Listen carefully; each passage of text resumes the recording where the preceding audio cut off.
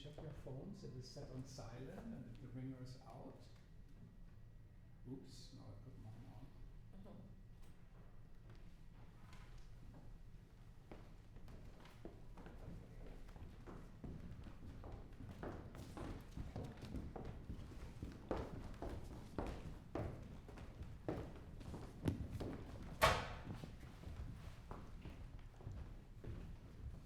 So welcome everybody here to the Martin Segal Theater Center at the Graduate Center CUNY. My name is Frank Henschker and I'm the Director of Programs, and we co-created the program tonight with Assisi Matteo and Meg Aranio, who's here.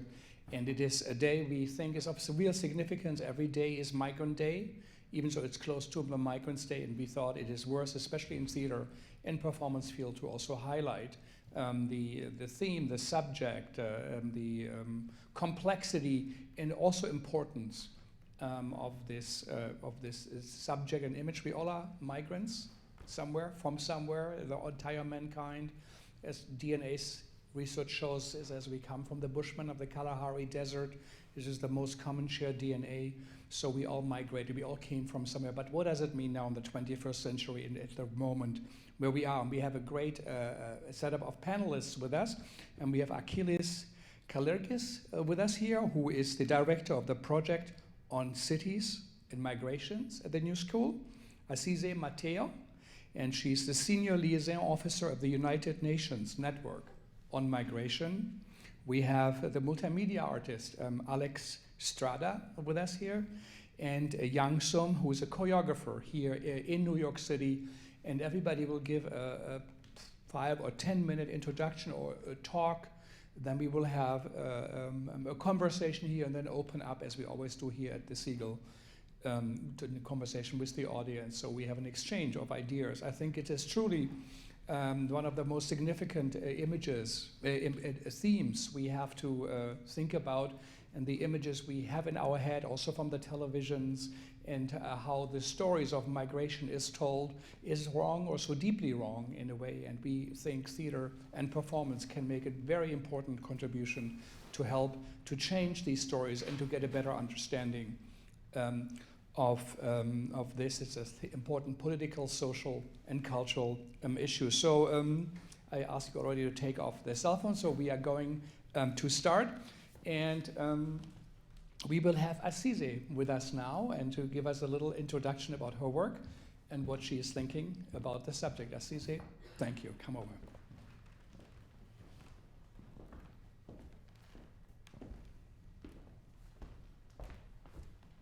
Shall I sit, maybe? Huh? Or do you want me to stand, or can I sit? Sit Yeah? down, yeah, Maybe I'll have so- a seat. All right. Thank you very much. Thanks, Frank, and thanks also to the distinguished co-panelists. I'm very, very happy as well that they were able to join. I think so my name is Assisi Matteo. I'm, as Frank said, a senior liaison in the United Nations Network on Migration. And what the UN Network on Migration is, essentially, is a collective of UN entities. It's a way of getting the house in order to support governments and stakeholders implement the main UN framework on migration, framework for international cooperation. And we do it basically in two main ways. One is, so that's what the Global Compact for Safe, Orderly and Regular Migration is the first ever global agreement on having a common approach in international cooperation on migration. The two main ways the UN Network on Migration, the collective of UN entities, we do this, is really by first providing a space for multilateral dialogue on migration and to discuss international cooperation on migration. And this is extremely important because it's important to keep this conversation in the remit of the multilateral space, including when it is to discuss the challenges, the agreements, and the disagreements, and how to take cooperation forward. And the second way we really work and provide support on keeping this agreement alive is supporting the concrete and operational implementation of the agreement. And we do it through different ways. We can maybe look at the next slide. Yeah, this is a bit of a snapshot on how we deliver technical assistance for governments and stakeholders to implement different aspects of the compact. We also do it through, and maybe it's in the next slide, through financial support. We have a young fund. It's a UN fund. I'm saying young because it was established in 2019, and we are already supporting all these programs. Two or main highlights of that fund is that we already have more or less a 50 million capitalization since 2019 is not a tiny achievement, I would say. And the main highlight of what we support through this fund is really that it can only be programs that are implemented collectively by different UN entities together.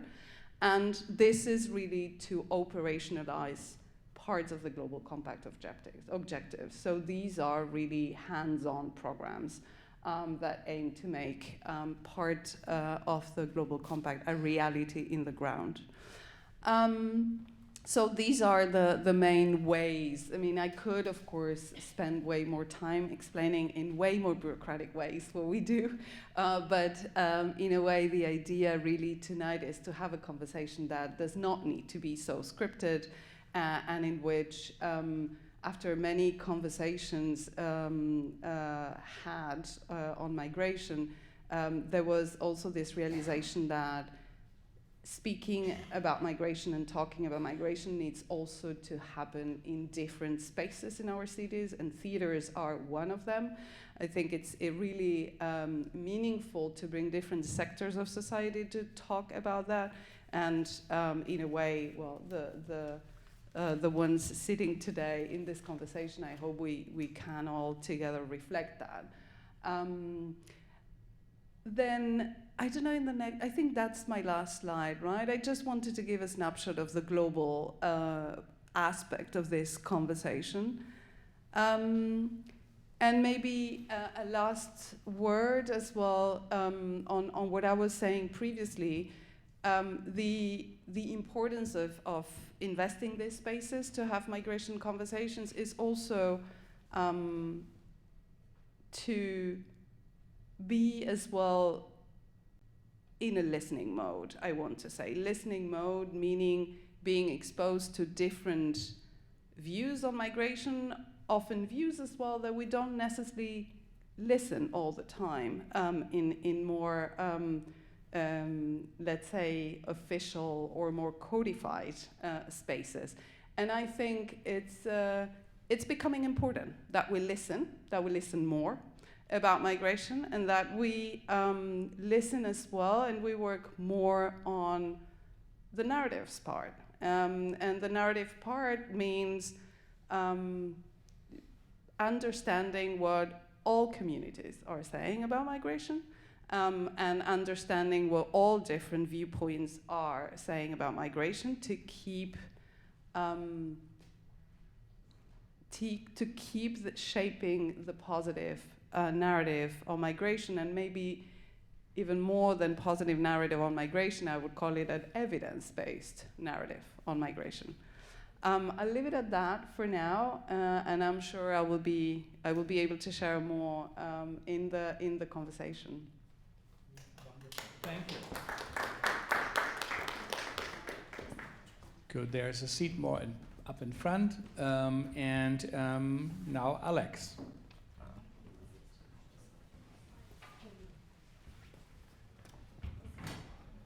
You want to head up? Yeah, I'll take this. Thank you so much. Hi, everyone. Thank you so much for being here. And we're just getting the slides up and running. Great. Okay. Hi, my name's Alex Strada, and I am an artist. I'm a multimedia artist, and I am what's called the Public Artist in Residence with the Department of Homeless Services and the Department of Cultural Affairs. So I have a very kind of unique role in the sense that I am a visual artist, and I also am technically a city employee in the capacity of being this public artist in residence. I'm also a professor at the Pratt Institute, and I may or may not touch upon that, but being an educator is very essential to the work that I do, broadly speaking. I'm here to share with you a little bit about a project that I've been working on in the capacity of being this public artist in residence with the city. My first day being embedded within DHS, which just is the acronym for Department of Homeless Services, was the exact same day in which Greg Abbott started sending people on buses to New York City. So my residency mapped on directly to, what's often called, I think with erroneous language, as we're talking about narratives, the migrant crisis. But I've been essentially embedded in the residency throughout that, or embedded in the agency throughout that period of time. And I really appreciate this idea of listening that you were bringing up. I've approached this role really from the position of being a listener first and foremost. So I spent the first year of this position doing simply that, visiting people who were living and working in shelters across the 5 boroughs, just listening and wanting to better understand what it means for a city to actually enact and fulfill the legal mandate of being a right to shelter city. So many people, and many of those of you in this room might already know, one reason why we have so many people who come to New York seeking services is that we legally, as New Yorkers, have to give a bed to anyone who needs it. We have an eligibility standard for all single adults. Any single adult that legally needs a bed has to be given one in New York City. It's slightly different rules for families, but I was very interested in really wanting to listen and better understand, what that actually looks like. So I spent a year shadowing the real 24/7 work of DHS as an agency that considers itself the safety net of the safety net. And that meant spending a lot of time talking to New Yorkers who were experiencing homelessness, working towards permanent housing in an overstretched system, and talking a lot to people who were coming to New York seeking asylum, who are migrants for various reasons, often fleeing incredibly difficult, distinct circumstances, and seeking asylum in New York. And all of this work has really informed an ongoing project that I'm going to share with you, where I have been inviting people who are living and working in shelter to write their own logbook entries that are directed towards the New York City public. So you can see the image that we have on the screen are of these logbooks. These are physical books that are used usually by shelter staff to write down what happened during a given shift. But in the case of my project, I've been inviting people who are actually experiencing homelessness to write their own accounts of their own experiences. And it's a very open-ended prompt. Basically, anyone who's participating is asked to think about this statement. So the experience of homelessness is often unseen or misunderstood by the greater New York City public. You're invited to use this log as a public address to share a story or reflection from your unique perspective as a shelter resident or staff members. Logs can include drawings. You're welcome to respond in any language. Responses can be anonymous.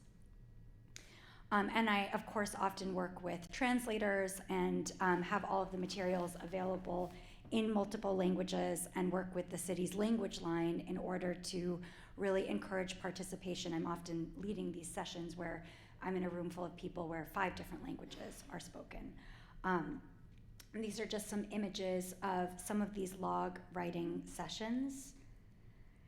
And I wanted to bring into the conversation that we're going to have tonight the direct voices of people who have participated in the project. So to date, over 300 people have contributed, have written log entries. So this is a very small sample.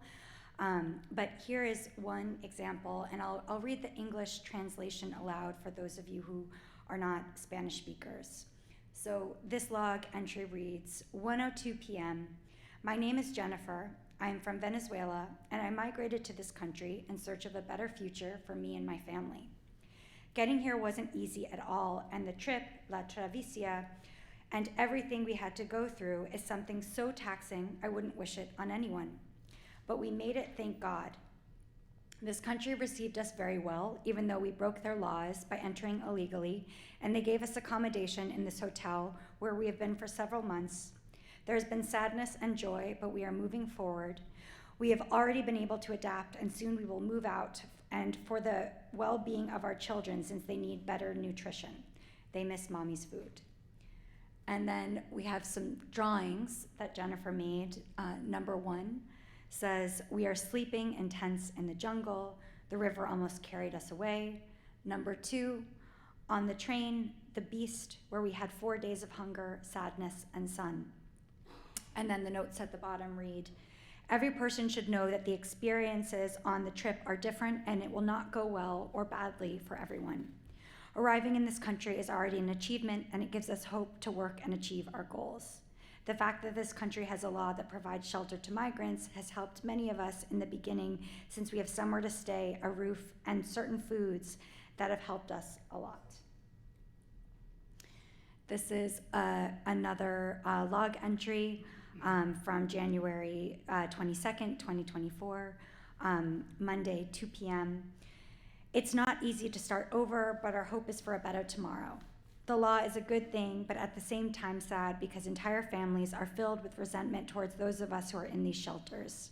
It affects us as human beings, knowing that there are people who want us out, and what hurts our souls are our innocent and defenseless children. This is another log entry that was written by a Department of Homeless Service employees. So something that was really important to me was to also, the longer I had conversations with people, also create a platform and a space for people who are working in shelter to be able to reflect on their experiences and reflect on them anonymously. So all of these letters, there's this capacity of anonymous writing.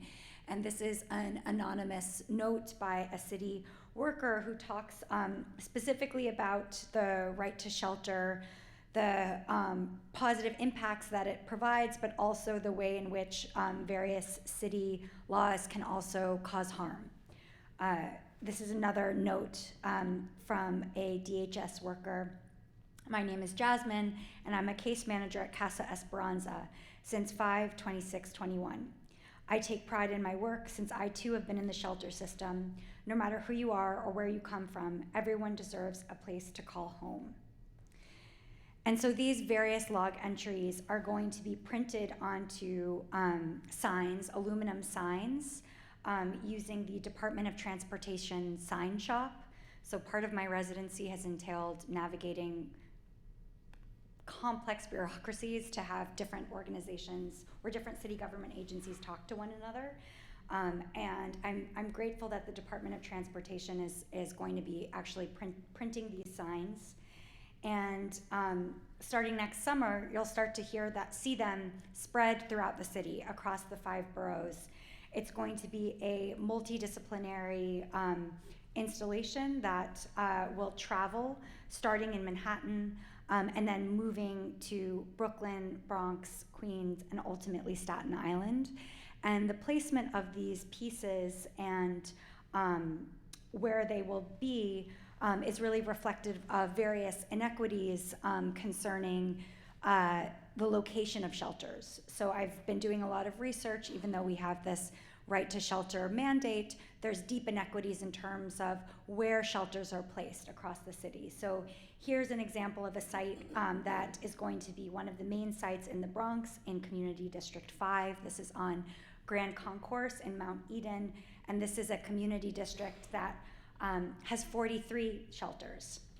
By contrast, another neighborhood, another community district that I will be engaging is Community District 2 in Lower Manhattan, which is all of Soho, NoHo, Greenwich Village, part of Chinatown, and there are 0 shelters in that part of Manhattan. So the tone and the sentiments that are expressed in these different log entries are going to be geared towards thinking about what different publics are being addressed by the installation. And I'll just wrap up by saying really the idea behind this project is so grounded in ideas of listening and thinking about what it means to give a platform for people to speak for themselves. And I'll leave it there, but thank you all, and I look forward to talking more.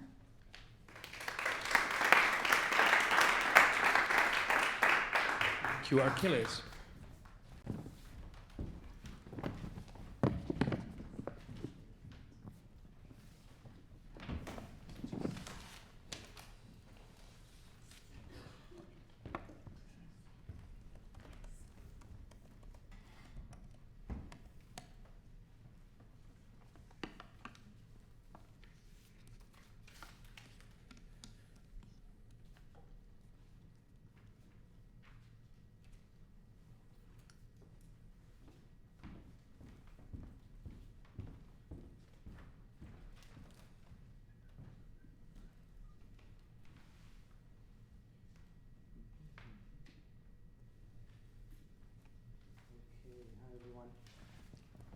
So hi everyone, my name is Achilles Kalergis. I'm a professor at the New School, and I'm also directing a program on cities and migration at the Zolberg Institute on Migration and Mobility, right? So a lot of my work has to do, as my title says, with cities and migration, and I'm going to talk specifically about my experience working here in New York in the past couple of years. But what I want to share with you is a little bit some of the reflections that I had. And I started my career thinking about cities more generally, not necessarily migration. As you can tell from my accent, I am an immigrant myself. So it's not that I decided to get into this because of being an immigrant, but I guess, you know, life accidents and the need for getting a job made me actually start getting passionate about my own also, or that aspect of my identity. And here, as I'm a professor, I might ask you and interact with you, but does anyone know what is this thing that we see here? Does it remind you of something? Simulation of Manhattan. So yeah, this is Manhattan in 1609, right? Which is essentially a virgin forest, right? It's called Manhattan at the time, right? And 20 years after this simulation, more or less, and 400 years actually, to this year today, was the first settlement of Manhattan. So you have the first settlers, you have the West India Company coming in Manhattan, setting shop here, purchasing the island from the Lenape people, which initially were here. And the reason why I want to talk about this and start with this picture is that what we have seen in this 400 years was an extreme transformation, right? I mean, you can just go outside and see that it doesn't look anymore like this, right? And that extreme transformation was essentially migration, right? Whether it is that we're talking about the first Dutch who came here and set up, let's say, the infrastructure of a global capitalism that still exists very much today, whether it is later on, you know, the Germans, the Irish, the Greeks, the Italians, etc. The history of the city is essentially a history of migration, right? So that made me really think in other ways about what is happening today. And as a migration scholar, I hear the word crisis all the time, right? Every politician that I'm speaking to, every organization, everyone wants to frame this story as a crisis. So what I want to do in the few slides that I have now is to tell you that this is not a crisis. This is actually the natural way that things have been going on for a while. And we're lucky enough to be in a city that its living history cannot be dissociated from its migration history, right? So as I'm going through these things, I'm going to show you some works that are not mine, but they have inspired a lot of my thinking as well. And this is some work by Ted Cruz, who's an architecture professor, and he decided at some point to try and use what we call dendrology, which is the art of essentially being able to tell the age of a tree by looking at the different rounds that you're seeing here. But what they did is they tried to look at migration. And me, what it intrigued me when I saw this was how New York City seems to have a lot of the different colors. The colors represent green is European, Latin American, Asian, blue is African, right? So you see successive waves of people coming in, right? And especially in New York, you see what I like to call a continuous gateway, right? Like the idea that it's a place that kind of continues to transform by replenishing all the time its populations, right? One of my favorite maps of the city is this one, which is the different languages that are spoken, right?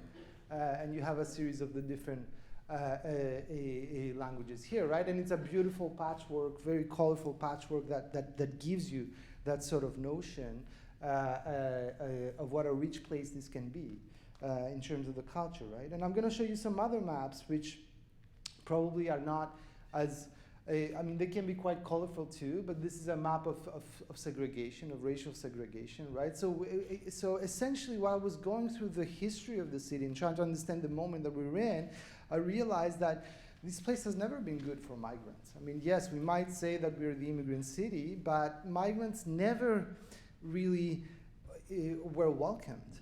And none of the previous migrations, whether your ancestors are from Ireland or from other places in Europe, none of the previous ancestors were essentially given space in the city. They created the space in the city. I think what is really interesting, if we think about this, is to think about the names of different neighborhoods, of Little Italy, Chinatown, right? The association of these names was not given by, let's say, who was the mayor of New York at the time. It's people who actually started naming these places based on the identity that they were bringing in and how they interact, right? So part of the reason why I think this was framed as a crisis, like the past 2 years in the city were framed as a crisis, has to do with multiple other issues that haven't been addressed for a very long time in the city. I'm talking about the hilly landscape of inequality, and here what you see is not skyscrapers, is income essentially. So you see within, Brooklyn, not so much in Manhattan, but you see kind of large swaths that it's kind of relatively flat, meaning that it's very low income, right? And kind of sort of high rises in places that you tend to see high rises these days. Essentially, the crisis of the past 2 years for me was a housing crisis, not a migrant crisis. Why do I say this? This is a great piece. I mean, it's a 3D piece that submerges the map of New York based on what your wage is and where you can afford income, right?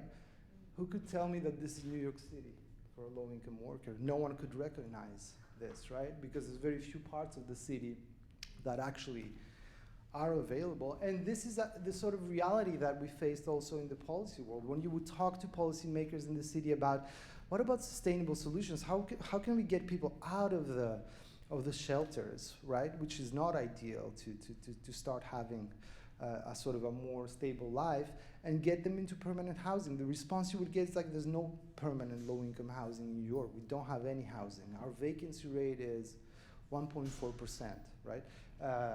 For the technically minded, a good vacancy rate for a city should be in the order of 4 or 5% to essentially be able to say that you have some units that are available, right? So New York, for me, and the moment that we witnessed in the past 2 years, it's almost a reminder of the history, right? And I usually, in the difficult times that we live in with anti-immigrant sentiment, I tend to find some sort of hope in history, realizing that we were always unwelcome.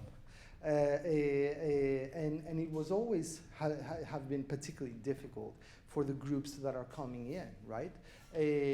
A lot of the sort of stigma, a lot of the sort of xenophobia that we hear about, some of our ancestors have lived it firsthand.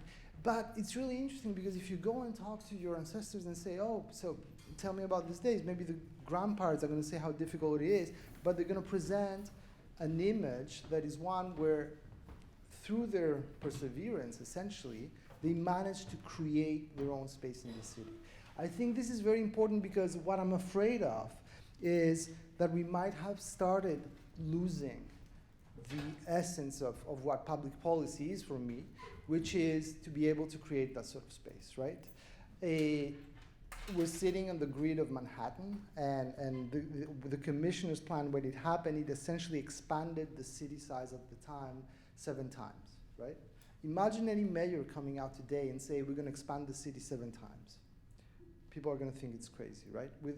Later on, with the introduction of the Bronx, almost 100 years later, and Brooklyn and the 5 boroughs, it expanded the city almost tenfold, right? Again, right? So, as I was thinking about the moment of crisis, I was thinking, okay, how do we frame this? And I realized that what is the crisis here is that we are unable to grow anymore. And we are not unable to grow because we're very big. Actually, if you look at cities around the world, New York is not one of the biggest ones in many ways. We are unable to grow because we are unable to create the sort of rules, essentially, that let us create that growth. I'm talking about the sort of crazy plans of a commissioner that decided to name all the streets and avenues by numbers, right? Which we can argue it's good or not, but it helped kind of create this sort of space, right? So about 4 years after most of us were sitting in the balconies or in our fire escapes applauding essential workers, essentially migrant workers. In New York City, you have about 70% of the essential labor workforce during the COVID pandemic, which was migrant workforce, a lot of them undocumented, right? So I want us to kind of rethink a little bit how we think about migration. And I think that, again, the city brings this existential question about what is a city without it? What is a city without migration? So I'm going to leave you with probably the most quoted piece about New York, I guess, which is this little quote. I'm not going to read it for you, but you can look at it now. And yeah, and I give the floor. Thank you.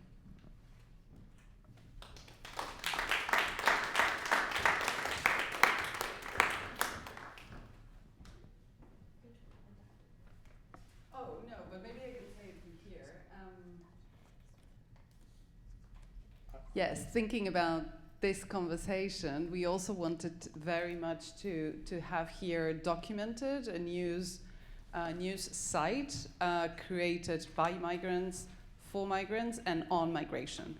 And they, unfortunately, they really wanted to join this conversation, but they're all traveling, the co-editors. What is really remarkable about that work, and what we found interesting in bringing into this conversation as well, is that this news side is also another way of reshaping narratives, right? It's a way of developing their own narrative, reinventing narratives, and in a way, as the project on the signs, with really giving visibility to the stories of migrants you've been collecting in the shelters. This is a very different way of also reshaping a narrative, and all this happens in a city as well, right? Like your project makes sense and is meaningful because it's in a city, and documented as well. It works in New York City, in a city with the languages of the different communities, migrant communities they target, and they really work with the members of those communities as well to develop these pieces of news. But for another conversation. Okay, thank you very much. Jan?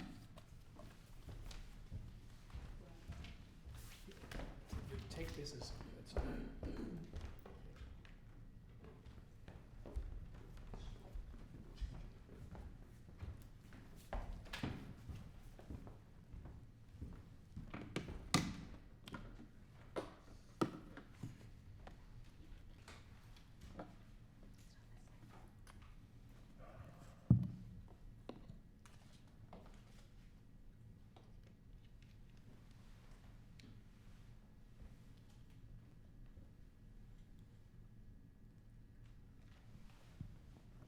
Hello, everyone. My name is Young Sun.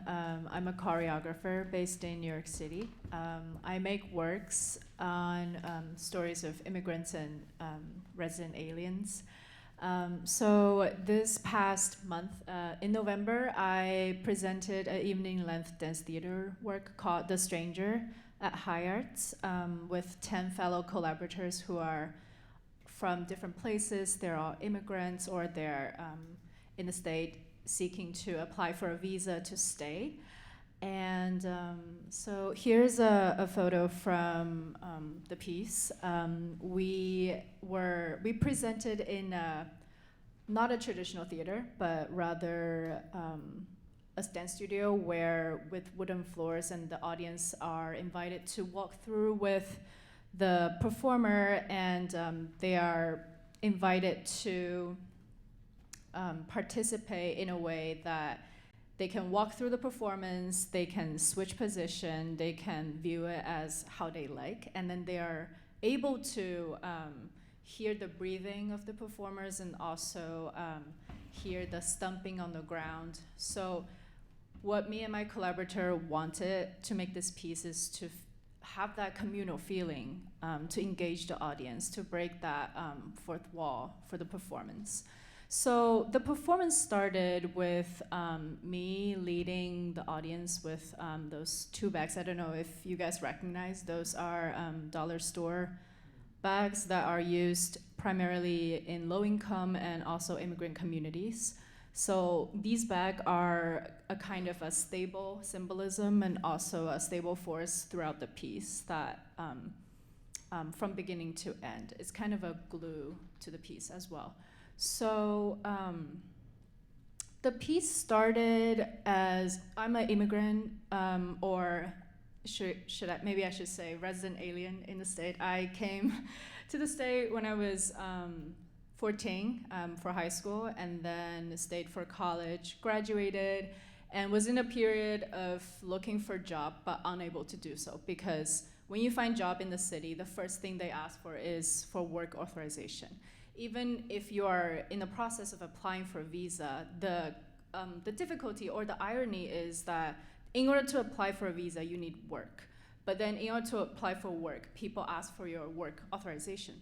So then that's why a lot of people are either, to be able to survive, they either just go undocumented, they do work below the table, or they were extremely lucky to find someone that are willing to sponsor them, especially for people who are not in a very traditional field. For example, if you are in consulting firm or investment banking, then you're likely set because people want your help in their company. But if you're an artist or someone who's more creative-led, then it's very hard for us to stay in the state.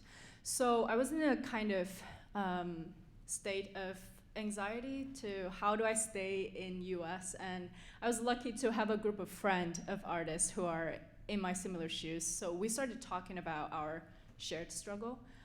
That's how we started this piece. We thought that if we have this shared feeling of struggle, of trying to stay, then there must be people who resonate with our feelings. We started as a passion project at first, no money, no support, it's 5 of us, 4 dancers and 1 composer. And eventually, 6 months later, was lucky to have a residency at High Arts, which is where it was performed. Every day before the performance,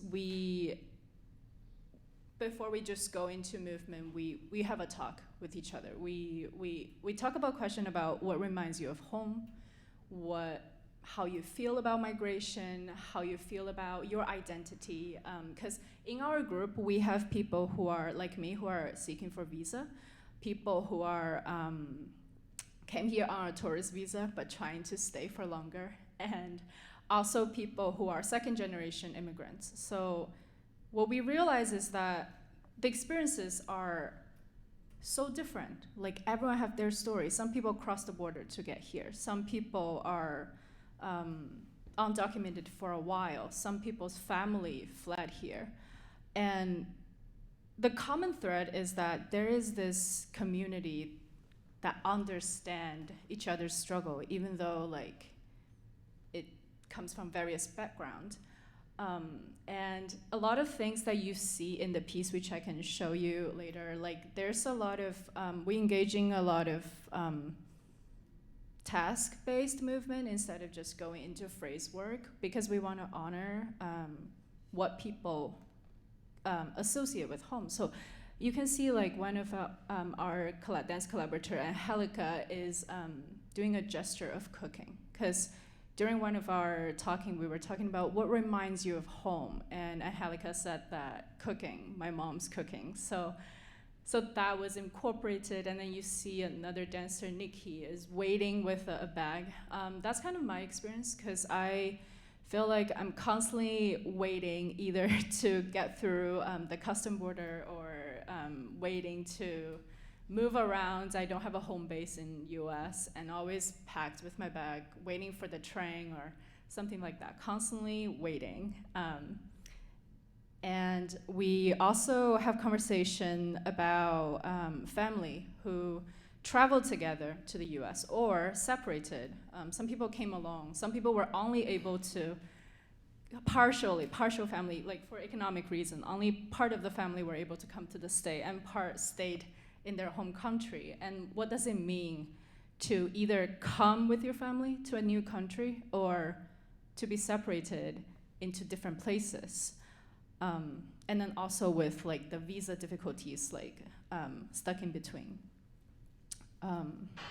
Here are some photos from the show.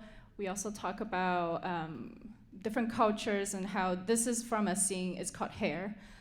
So we talk about how braiding hairs is also a kind of associated with different cultures. And so in this piece, there was also a lot of discussion and like presentation of different ways of braiding hair and letting go your hair, and how hair represent a sense of nostalgia, home, and also identity, how you wear your hair.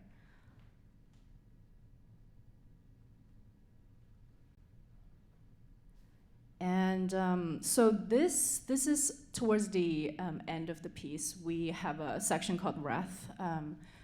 This was developed the last moment of this whole piece was when I was looking at the piece, when I thought I finished the piece, I realized there was something missing. I realized it was too mild, it was too polished. And then I realized there's this like raw struggle that as people who try to stay, especially first-gen immigrants, there's this struggling feeling. There's also racism, and there's also like prejudice against like, or preconceived notion about who immigrants are. People try to tell our stories, and people try to cover on top, even before we start to speak our stories. People sort of come with a preconceived notion based on where you're from. So this section is about that kind of pressure that was set on top of us. So it was it was a section of a lot of like grotesque facial expression that kind of letting us sort of anger out almost. And I feel like the piece wouldn't be complete without this darker side of the experience.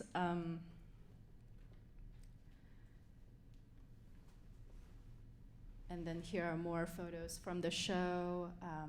And then the show completed with this communal line moving slowly across the room. And for me, that's the most beautiful moment of the piece. I was tearing up as I was performing, because you felt that this line of people, like we're all immigrants. We come from different places. So the collaborators, some of them come from Panama, Malaysia, China, Philippines, and Cambodia, and everywhere, like in the world. And then we are all standing there.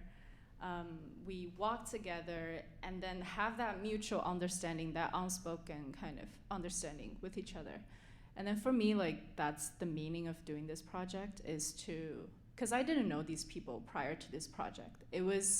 I started talking to people introduced me to people, and then we started talking about our experiences.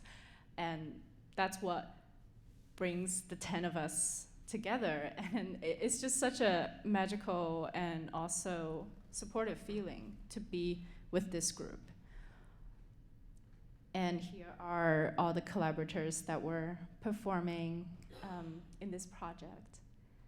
And so this project is still ongoing.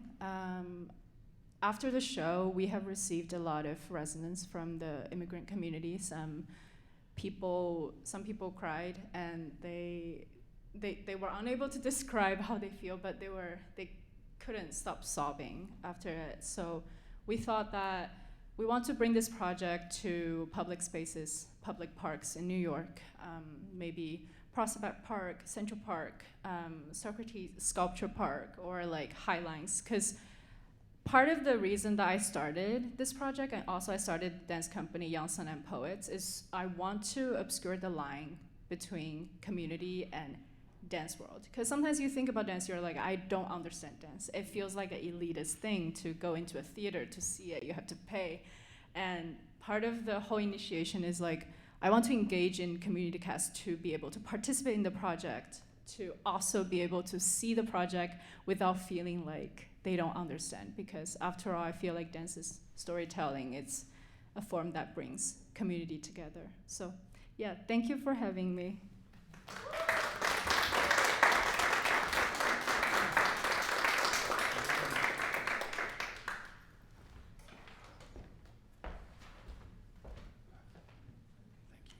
Keep your mic.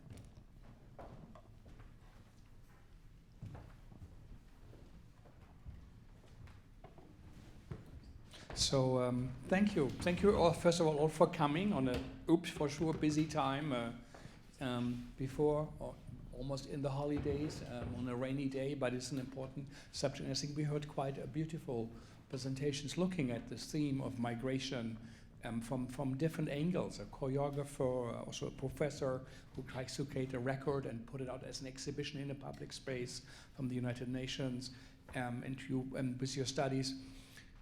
My question to you is, what is missing in the discourse? What is mostly missing? What do we need to change when it comes to the theme of migration?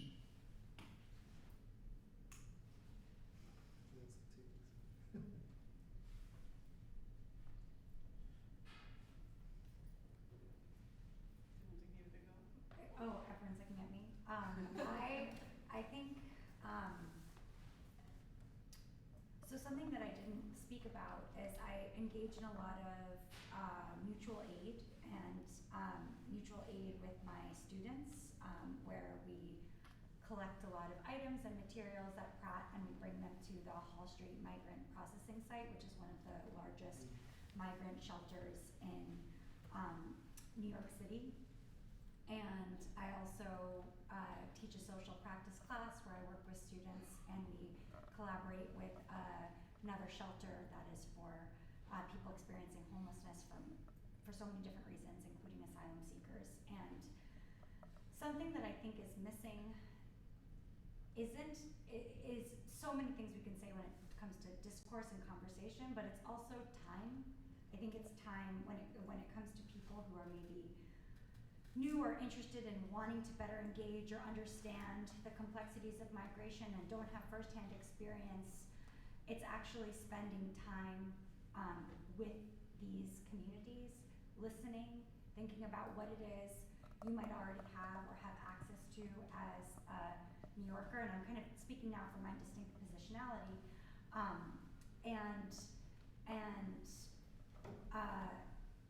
and it really, to me, so much is about listening, showing up, and bringing someone with you. So it's, yes, discourse, yes, new narratives, yes, thinking through different lenses, but it's also, we need a lot more willingness for people to spend time, even doing what you're all doing now on a night, it's cold, it's rainy, like coming out wanting to listen and engage and think about the subject. I think we need more of this kind of action in addition to discourse.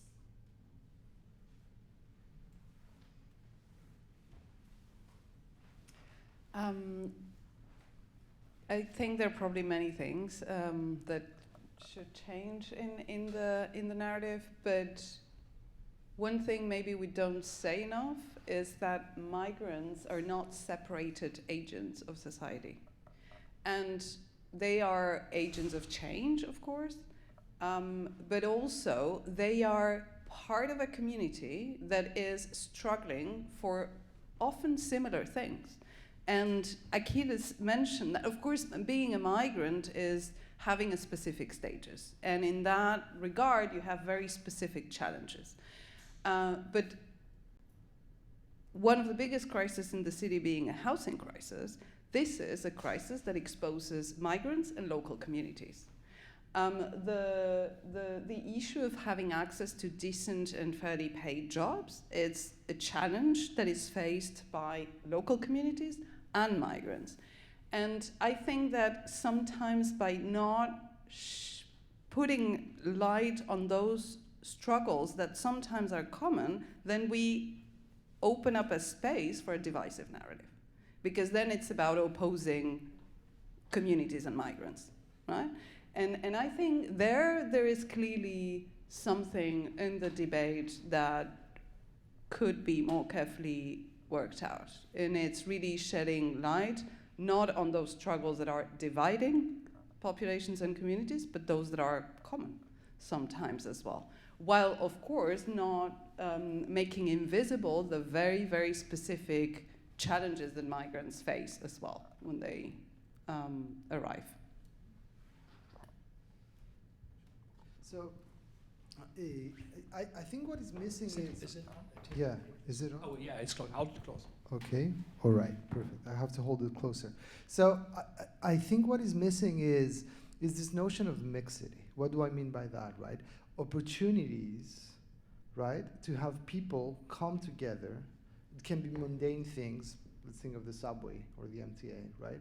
Or it can be something that it's a little bit more structured, or it can be walking in the neighborhood and meeting your neighbor and things like that. I'm saying that this is missing because both as an immigrant myself, I'm always struck by the term immigrant, right? First of all, it's not something that you say, oh yeah, I'm an immigrant. It's not the first thing that comes to mind, right? So by setting up these sort of categories, but more so by not being able to create the sort of spaces where people can actually mingle, right? It was great because when you showed that line, it made me think of when I wait in the line when I come here, right? And there's a clear divide. You have like US citizens this way, immigrants this way, green card holders. Now you decide which line you're on, and you have to follow necessarily that line. The reason why I'm fascinated by this idea of cities and a city like New York is because it creates these moments of mixity. It creates these moments where people can come together. And I think part of the anti-immigrant sentiment that we hear right now is because you don't have moments of mixity. What do I mean by that? If someone gets their news, whether it is on the internet or from the TV, etc., and they're not in touch with immigrants, the entire image of what an immigrant is comes from what a journalist is going to say, what someone is going to post on Facebook, what someone's going to retweet, etc., right? It's not a direct experience. We have a couple of artists here, and at least me as a professor, I can tell you that the most important things that I learned them in practice. I learned them by being in the space where we do the sort of work that we do, right? And I think most professionals are thinking this way. If it's the same for our social relationships, by not being able to create the spaces, and it goes back to the question of housing, it goes back to the question of segregation, the question of inequality, by not being able to do so, we don't give ourselves the opportunity to see the other person as a person and not as an immigrant, a Greek, a Haitian, whatever that is, right? Which we're always going to be. I'm always going to be Greek, I think, right? Whatever that means.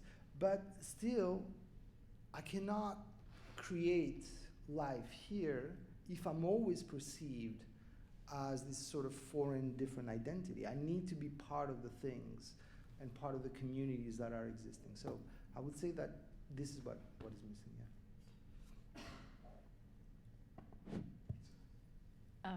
I think I have two things that I have been observing. One thing is more policy. I realize that, from my experience and a lot of the people around me who are artists trying to wait for artist visa, if you apply for artist visa, you don't just get it accepted or denied. There is a time between 2 to 6 months that you cannot work. You are staying in US because you can't leave because you're waiting for the decision.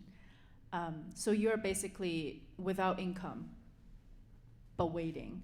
And then this time is becoming longer and longer, which sadly they don't say it's getting longer, but it is. I have a friend who has been waiting for 4 months without work.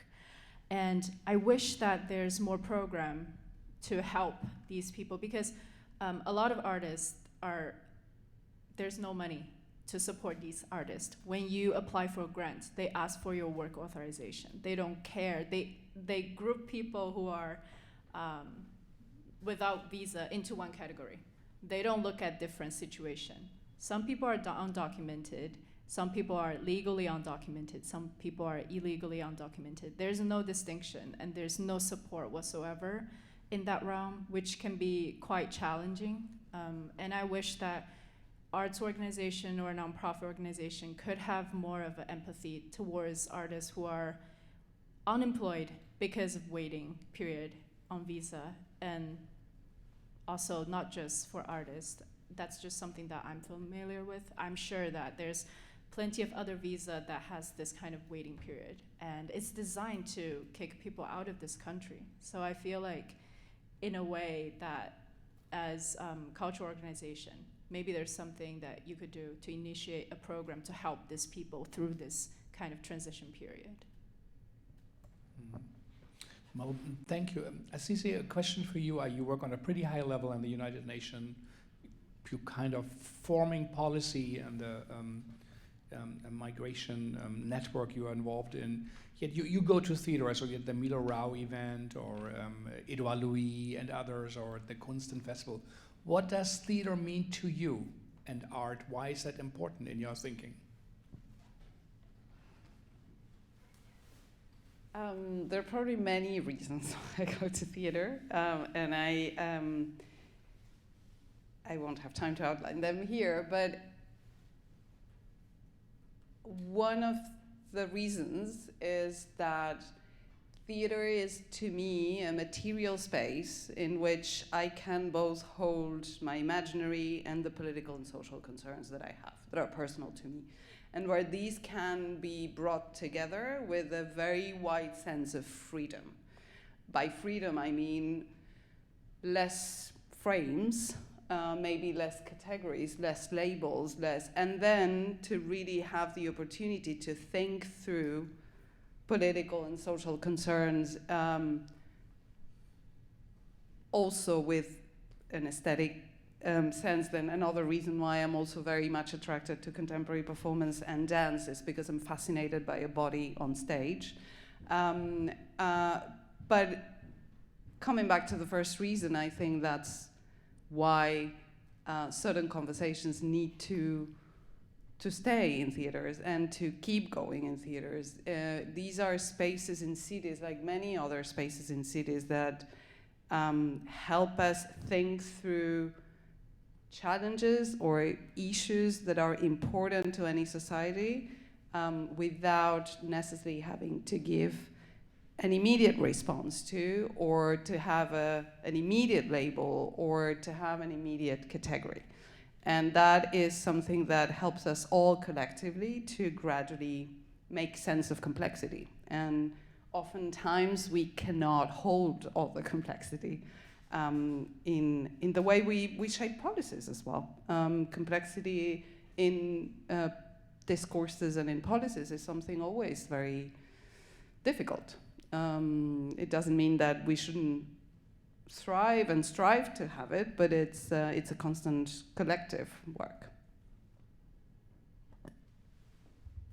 Maybe same to you, Achilles. You showed your maps, which are very, very impressive, and I think one really kind of grasps something very strong. There's the famous map of, for example, Napoleon marching to Russia, and the army coming back, and how small it gets. All of a sudden, you understand the whole story, and I think the wealth, the distribution of the population, and all of it. But still, do you go to theater? Is that important? Does that relate? Can that make a difference in your mind?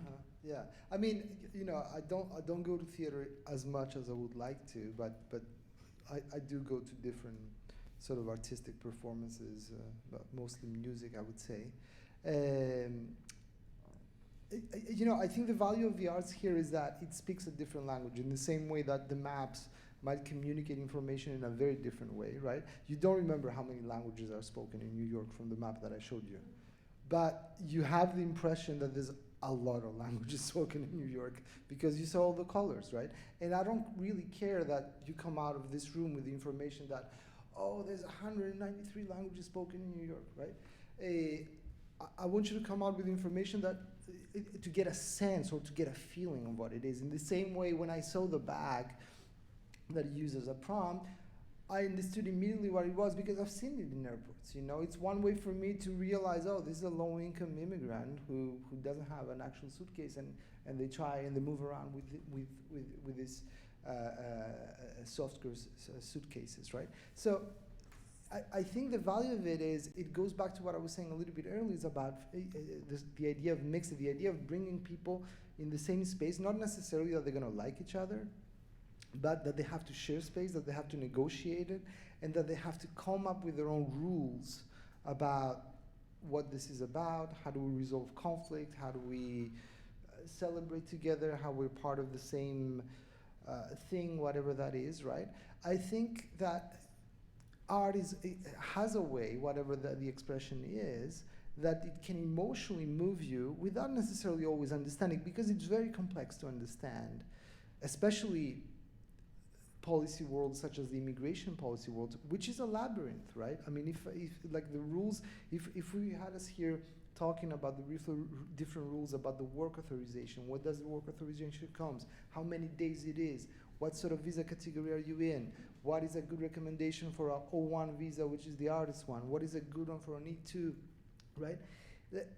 If you realize that this is a system that is so complex. I think it's immigration law in the United States is second to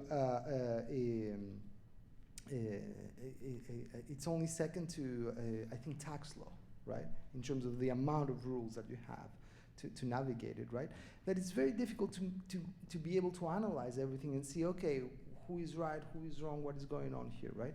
But the idea of kind of emitting a signal, whether it's through music, whether it's through art. I'm thinking, you know, I was thinking a lot about Augusto Boal and the theater of the oppressed and all this history of theater that is very much ingrained into the social struggles, right? I think all these things provide an immediacy that it's very hard to get it with, you know, reading a book or reading the policy, which can be very dry, which is very hard to read between the lines and things like that. Because it's very rare that you can say that, oh, I felt something wrong. I mean, if you felt something, you felt it, and it was there, right? So I think we need more of these spaces. I think we need to be mainstreaming these sort of discussions and making them less technical, because the people's lives are not technical. I mean, and you clearly need rules, right? But the rules are not enough to encompass everything that migration is and represents.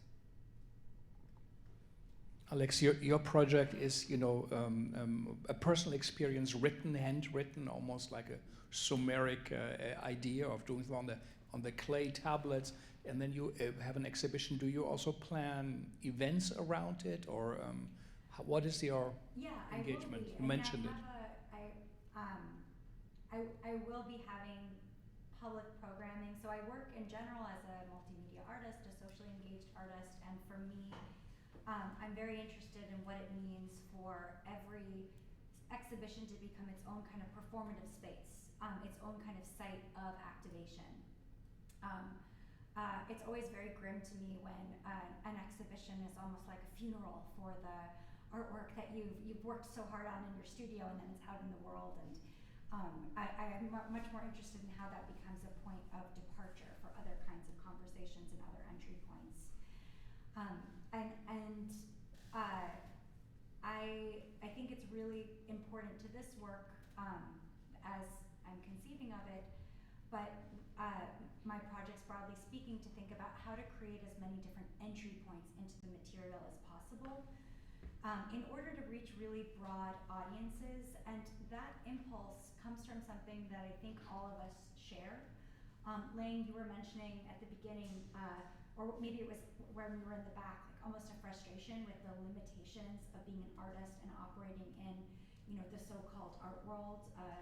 A phrase I'd love to get rid of, along with crisis, just the narrowness of what that is and what that feels like, and the claustrophobia of working in such a kind of elite space. And when we even first met, Azize, you know, we were also kind of joking about this. I got an email saying, UN bureaucrat interested in your practice. And at first I was like, this must be spam. But I was really hopeful that it was not, because what an amazing thing. Like, to me, that is the point of all of this in the kind of work that I do, of how do you kind of push and reimagine and broaden what it means to be a working artist so that it is not so insular. And I think that performative, well, I don't work in a kind of traditional theater-based way. I use a lot of performative tactics. And I think those tactics are really meaningful ways to provide entry points in different modes of engagement. And for you, you are a new generation of artists. You're an immigrant, yourself. You got together with friends and reinvented some, or had to think again, what do we do, what works? 10 friends, you said, or? 10. So tell us a little bit, what did you learn, what really worked? Because you had to think, whatever people 20, 30 years ago, it's interesting, but now maybe it doesn't work, or times have changed. What was the success, or what was you found out in your research, you know, to share with us all here? What do you feel was so successful in your work, or what made it what it was? So for the 10 people, we actually don't know each other before. So it was through this conversation of immigration experiences. Where did you meet? So I started with one friend. We met at a dance audition. We're trying to get work, but we were both rejected because we don't have work authorization. So then we started talking, this whole thing, and then one leads to another, and then we even send out pamphlet to the immigrant community to see who's wanting to join a project. So 5 people on this project. They're not dancers. They are community member from the immigrant community, and some of them are filmmakers, some of them are visual artists. And I guess like what I learned the most from this process is that, at least my language of creating is that I don't rely on things that are made up, but rather things that are there, things that are pedestrian, things that are task-based. Things, for example, you see the Angelica, one of the dancers, was like doing gestures of cooking, and we also have movement that's we are tracing a bird, something that is real and concrete, and something like the bag that is like tangible. And I feel like, especially a piece about immigration that is shared and has such a resonance across different communities, and I feel like what would touch people is when people see something that they recognize it. They're like, oh, that reminds me of home. Braiding my hair, that reminds me of my mom. And I feel like that's what works. And I feel like that's what brought people to tears, is that they saw a part of themselves through this journey in the piece. And then that's what also informed me for future work, is to really hone in on the real stuff instead of things that are imagined. What's the real stuff? The real stuff, for example, like I would observe on the street how people, like, because I see everything as a performance. I don't think performance are limited to the theater. I go to, because part of the experiment that we all did, we were using those bags, and then we were carrying it every day, because at first we don't have storage room to store those bags. So each of the performer, we carry 6 bags with us. There's 50 bags in this piece. So the way we get on and off the subway, the struggle of squeezing through people, through Chinatown, and then you walk, and then sometimes you go to places and you're squeezing through people and people throw you looks. Those are real. Like the reaction that you get, the feeling that you get, like the sweatiness, because we rehearsed through summer, and then like 6 bags every day on and off subways. For me, That's the tangible things, not imagined. That's like we are actually going through this together.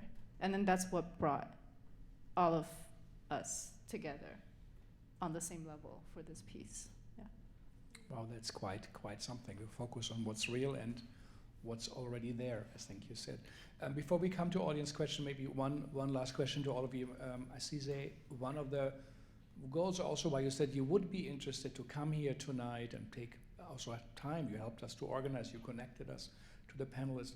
You said we really need to change the story, the narration of migration. So question to all of you, what have you learned is important if you do, what you shouldn't do, and what can you do, what works, and what is wrong?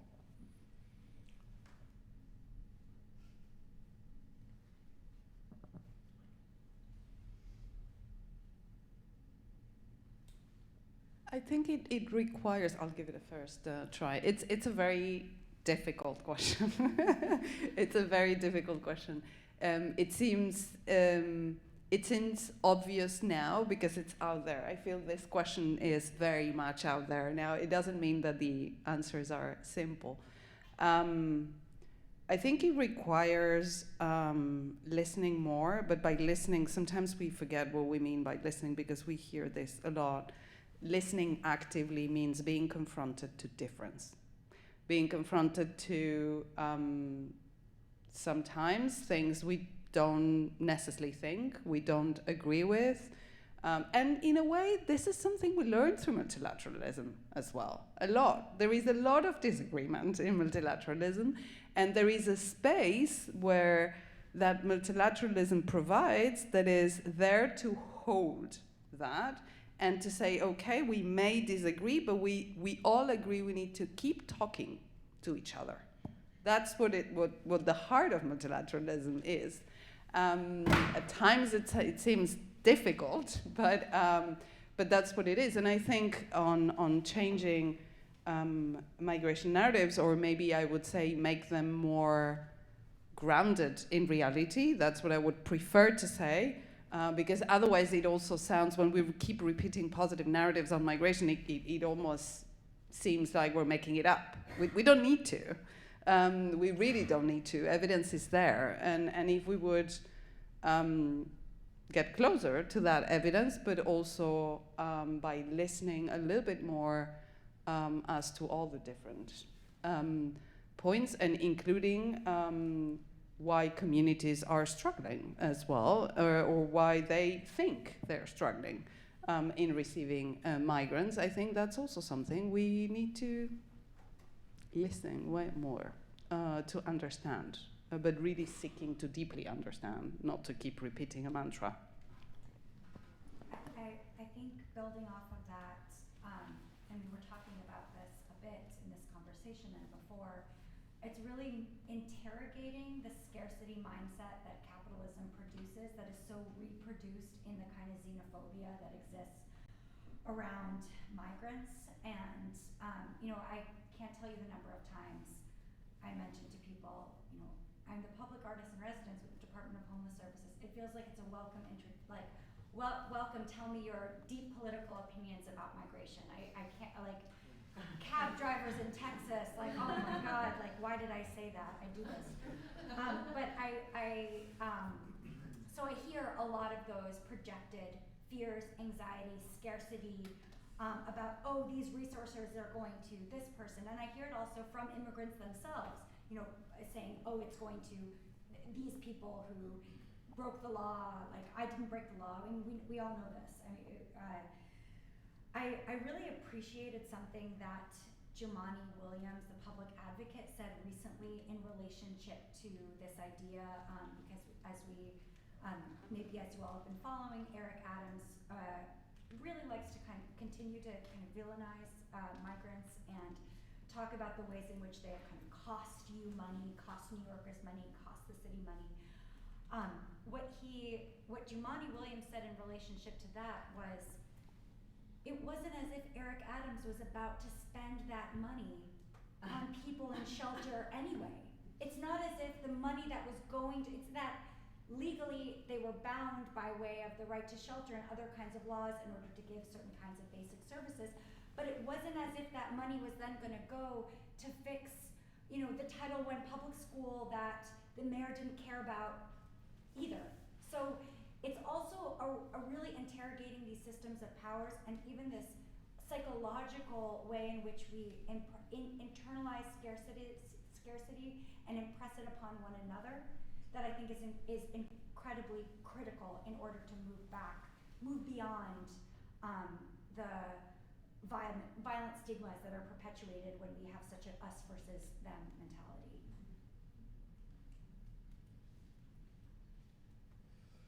So, can you repeat the question, please? What stories might you have seen where it was successfully changed, and what is wrong? How should we not do it? How should we not think about it? So I think what is wrong is essentially that we're bringing people in a debate without necessarily giving them the information, right? Which is the equivalent of my toilet broke down, I'm gonna try and fix it. Most probably I'm not gonna do a good job, and I'm not gonna be able to fix the toilet because I don't know how to fix toilets. It's not my work, right? So essentially I think we need to start listening a little bit to expertise, right? So why do I say this? What was very, like I probably told you this before, but I often ask people, tell me, when was the last time that you heard in public discourse a politician, a journalist, saying something positive about migrants, right? And me, I don't remember. I mean, yeah, you have the occasional New York Times piece, which is usually, oh, look at Ithaca is doing great because there's some migrants that came in, right? Which essentially is like, oh, look, we're taking poor refugees, which is the US resettlement refugee system. We take them to the middle of nowhere America, and they revive the economy. How great that is, right? Which is not that great for the refugees in the first hand. And I think what happened here with the recent wave of people is that people came in New York because New York has a symbolic value that no other city has. That's why we are in New York, many of us. Because New York has jobs, which people need immediately, whether they have the authorization or not to.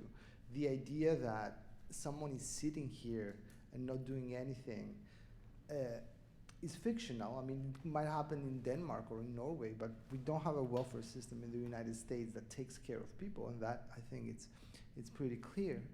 And then the notion of having people listening not to the media necessarily or to their Facebook page, but listening to what is happening on the street, including the taxi drivers, which they have their own opinions. And me, I've met several people, like, I'm going to tell you a story. I met this woman in Boston. She was from Brazil. She was doing her citizenship test. And when I said, oh, Lula is in power, how do you feel about it? It's like, no, I like Bolsonaro. It's like, oh, who are you going to vote for? It's like, I'm going to vote for Trump, right?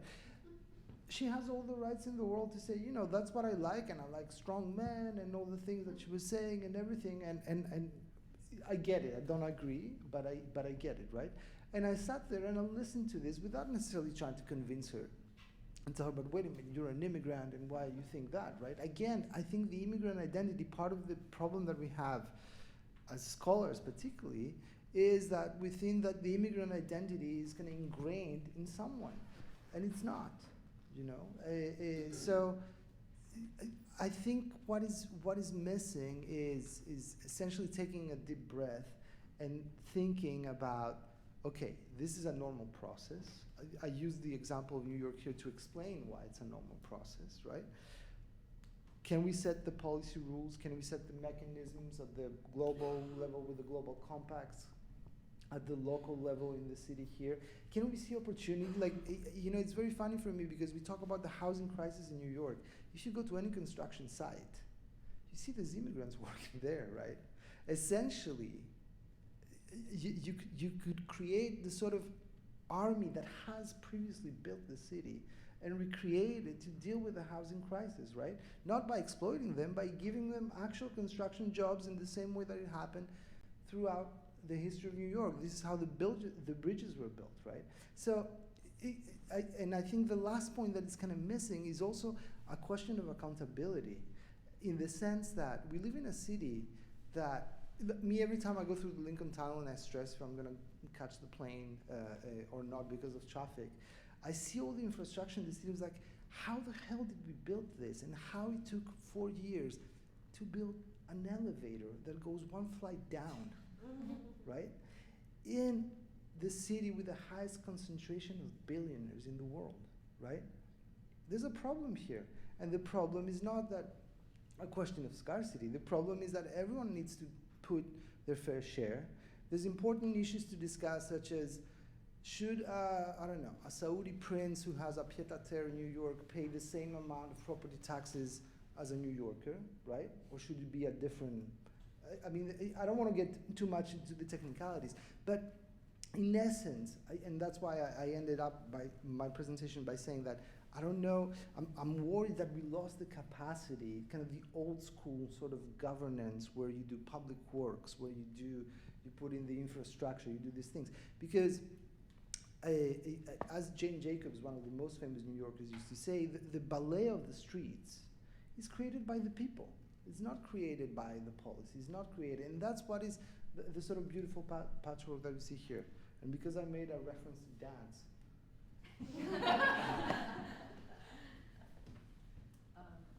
I think part of what I've realized is that there's a lack of resources and multilingual resources for people, because like Achilles has mentioned also, the different types of visa, the different types of resources that are quote unquote available, but how available are they?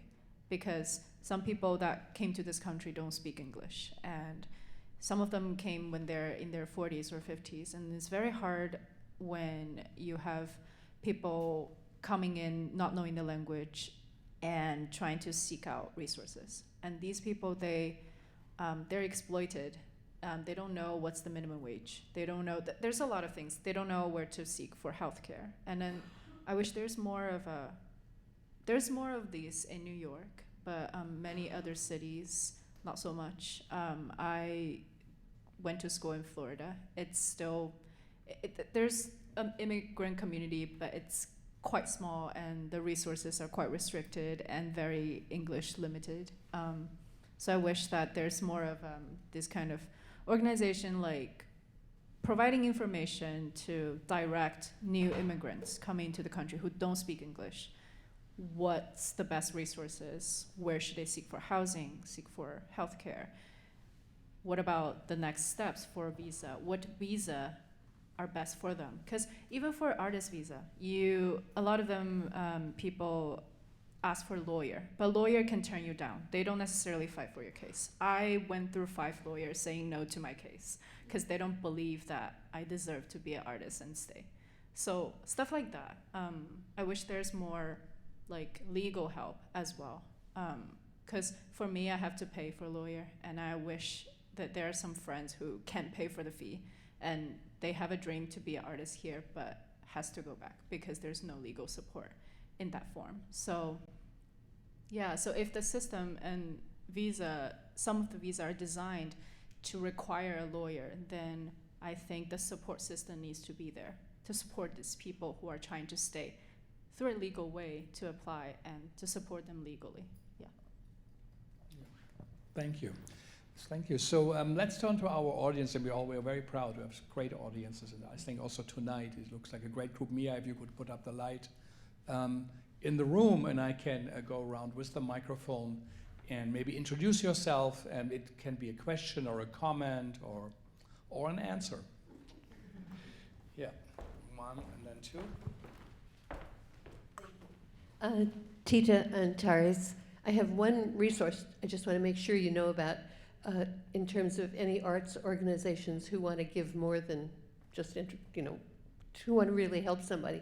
It's called Welcome Corps. It's the United States government, CORPS. And if you get 5 people together willing to give, I think, about $200, all of a sudden you open the door to a lot of resources for somebody. I helped 2 Afghans get here, and they're doing it to get the 3rd one in. But a question. This morning I got a email, serendipitously, from the new foundation of Liberty Ellis. They've renovated the island, the Ellis Island, and what they're doing is apparently they ask you to give your immigrant story. And that made me think, what are ways that you think of to build empathy in people here who everybody except Native Americans and forced immigrant Africans, everybody else is an immigrant. And they have a story either from last generation or many or whatever. So I was thinking, really, we're facing an onslaught against immigrants coming soon. How can we use the arts or your organizations to build empathy in people who think they're not immigrants?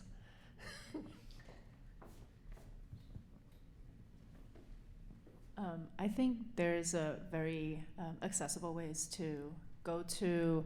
So I get a haircut at Chinatown because it's cheap, and so if you listen, that people who are immigrants, they love to share their story. So if you talk to them, talk to people who are at the bakery, because there are different communities, and I'm just talking about Chinatown, but there's different immigrant communities like in New York, and to hear their story, to really talk to them, because sometimes you come upon a bakery, you just see this person as someone who make bread or someone who cut your hair because you go to a hair salon, you want to get things done. But to really take the time to talk to people, to have that conversation. Because I remember I was cutting my hair, and then I heard a whole story of this lady who come from Taiwan, and how, like, this whole story of how she get married in US and then had her son go to a school in New York, and that whole thing, the life story, and then it becomes just more than just someone who cuts your hair, but someone who also has this whole experiences of immigration. And yeah, I think that's accessible there to really start talking to people. Put away your phone, put away what you think you're there for, put away that New York mindset to really engage in conversations.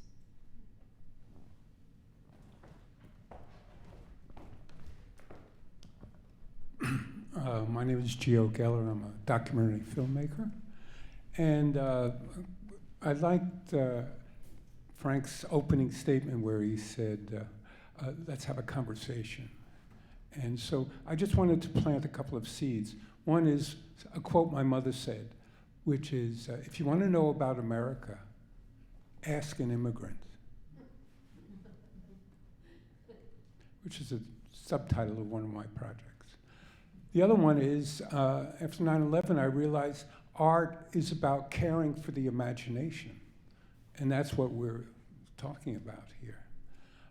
There's an organization as a resource called City Law, which has been in for around since 1985. And they aggregate all the information from all of the marginal communities and the people, migrants, immigrants, trying to create something for them. To answer Frank's first question of what are we missing, as a documentary filmmaker who filmed people who are returning to freedom from being incarcerated, what we're missing is educating the public. We need not just to help the people who are involved, but we need to have break down that invisible wall. We, the people, need to be educated. How do we do that? That's my question. I really appreciate everything that you're saying, and I also, I'm glad you mentioned City Lore. They're an amazing organization on the Lower East Side for people who don't know their work. And I really agree about this idea of thinking about political imagination. So much of what we're talking about are kind of arguments around imagination, or different kind of imaginaries in battle with one another. even if we bring it back to what I was saying earlier about scarcity, and that is its own kind of story, that is its own kind of way of limiting imagination. And I think we deeply need new narratives in order to kind of be more expansive in thinking beyond what we feel or conceive of as immediately tangible, even in a there's more I could say about that, but what I really want to point to was what you were talking about with public education. In my particular case, when I started as the public artist in residence with the Department of Homeless Services, I thought much of what I was going to be doing was using my skills as an educator to create different kinds of art classes for people living in shelter, and I did do that.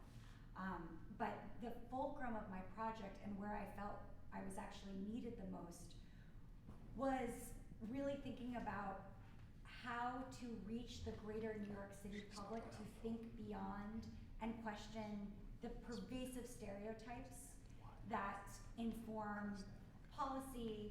And I mean, as we even saw with the case of something like Jordan Neely, like literal public murder when it comes to people experiencing homelessness. So much of how I kind of positioned my role in this very open invitation was exactly in the place that you're describing of thinking about what it means to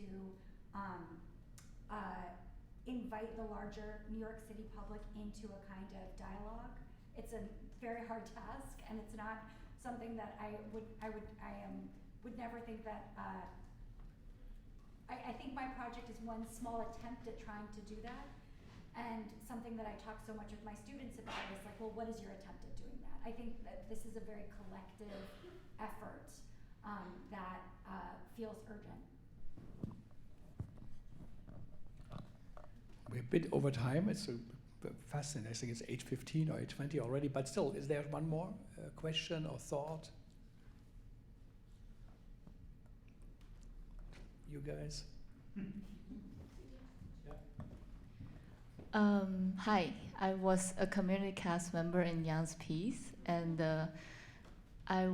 it's not a technical question, I guess. To bring it home, I guess, what makes New York City the place you want to stay in? Like, I'm curious why this is home to you, even though you've talked about how difficult it is to stay here.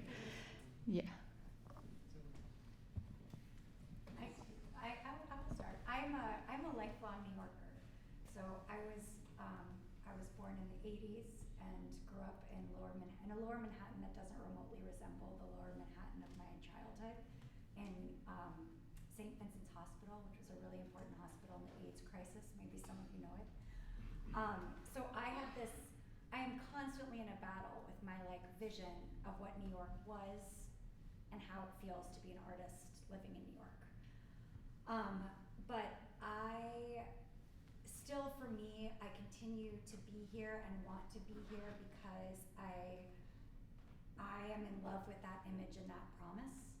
And I'm interested in what it means to be an artist who is trying to work with the city itself as its own medium, to kind of reflect on the ways in which it's changed, perhaps in not great ways, but also the ways in which it could continue to keep changing as an ever-moving organism. So, to me, New York feels like an impossible place that I will never leave.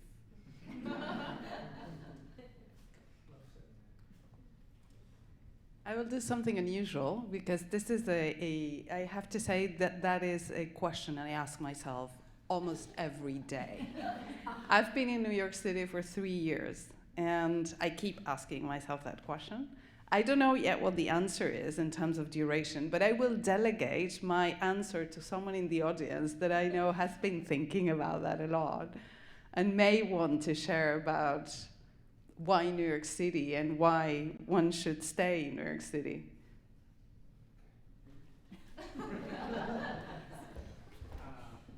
She's my wife. I don't know. I'm from Argentina. I'm an immigrant. I migrated to Switzerland, and now I'm living here for the past 3 years. And the only thing I can say is that with all the hardships that migrants face in the city that are real, it's a way more welcoming place to be a migrant than others. And this is a place that I think you can come as you are, in a way that you cannot do so easily elsewhere. I mean, at least that's my experience of being here in the last 3 years. Okay, so for me, the short answer is because of this, essentially. This is very hard to get in many other places in the world, right? To get someone like Alex, to get someone like Azize, someone like Lean, someone like you, in one room with the interesting stories, with the variety of experiences. This is extremely hard to get in other places. And I speak from experience because I've been in New York for almost 15 years now. I tried to go back to a wonderful city where my wife is from, which is Barcelona. And then for 2 years in Barcelona, I was bitching why we're not in New York. And I couldn't understand this because I was like, wait a minute. Look at this, it's clean. Everything is perfect. The school's quality, amazing. No rats. I've seen one rat in Barcelona, right? So what is wrong with you? And I've been really asking that question for a couple of years, and I think what I was missing is the sort of energy that New York City creates, you know? We can walk at a bar right here and listen to some of the most amazing musicians playing, and we wouldn't even realize that this is what is happening, or go and see a play, right? So, but also I think there's an ethos in New York which reminds me of my own city, Athens, which is you're tough, but you're nice, right? You're grumpy, but you're helpful, right? And to me, it has been a place that I hate it in the same way that everyone hates New York probably every day, right? And I ask myself, what am I doing? And after the elections, I'm saying, what did I do? You know, it's much more dramatic, right? But it's also one of the only places now, and I've been migrating in different places in my life, that it feels like home, because it's the place for those who don't necessarily have the home, who do belong in a certain place, right? I always say that I became a New Yorker when I took the first cab from JFK, and the guy who was driving could not speak any English. He was as lost as I was. And we had to figure out, where the hell am I going? Where is this place? How much is the tip? What is happening, etc., right? But I think it's the fact that we're not from here, I mean, besides Alex,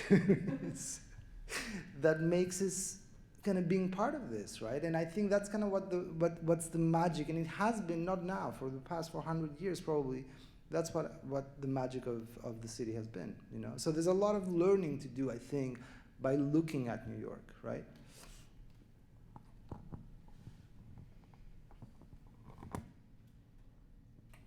I think for me is the vibrant art scene in New York that has attracted me and also numerous other artists to the city, is that like you have a variety of arts ranging from Met Opera to Lincoln Center, and then Broadway. You have off-Broadway, off-Broadway, off-Broadway, which is where I am right now. So there's opportunities for everyone, which is for artists that is so beautiful, that you feel like your work, that there are people willing and to come to see it, even though it's not in a grand theater, even if it's just in a studio, a basement, people still come, and you don't know who you will meet. It's a big city with people from very diverse background. The conversation that you're able to evoke through your piece is just exhilarating in that way.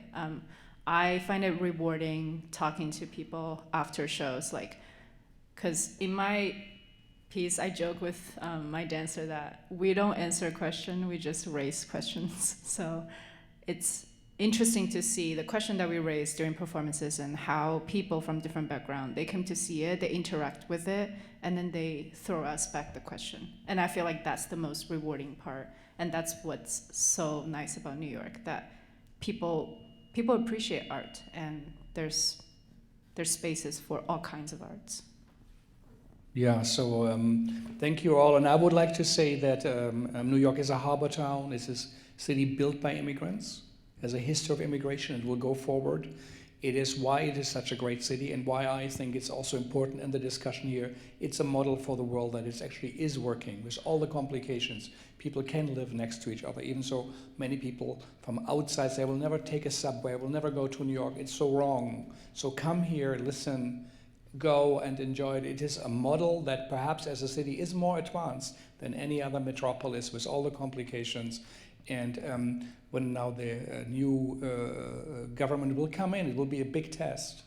And hopefully also one of the aims of this evening is to be on the side of the immigration, of the side of the people who built the city, the people who worked during the time of Corona, as you said, drove the buses, stocked the shelves, worked in the hospitals, and also the people who really built the city. And as you say, you go to a construction site, these are the people, but where is their house? They build day in, day out, but they don't have a house. So I think we all have to fight for that. We all have to stand for this. Also theater people, and we can tell stories where there are emotional connections, where there are kind of a narrative that we understand and feel a little bit more, that we not only put on the shoe of someone else, but we also walk in them for a while. And it's so rewarding. It is so great, diversity of New York. And I think this is something the world, the entire world also can learn. I'm from Germany, and I can say it's a great town, great country, and great cities in Berlin. But New York is a step ahead, and this is something we need also to celebrate and also communicate. And so thank you all for participating. We're going to have a little reception. So thank you, Young, Alex, Cisse, Achilles, and all of you. So join us for a drink and ask all the questions you want, and have happy holidays. Thank you.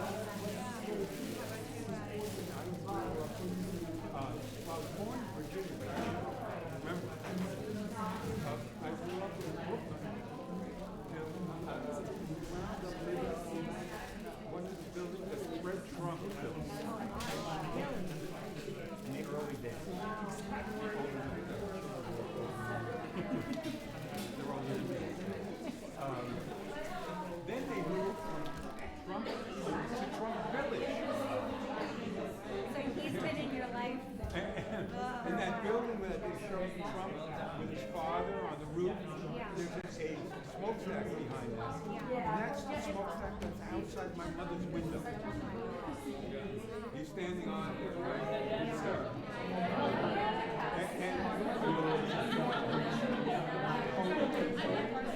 I've been working on a play documentary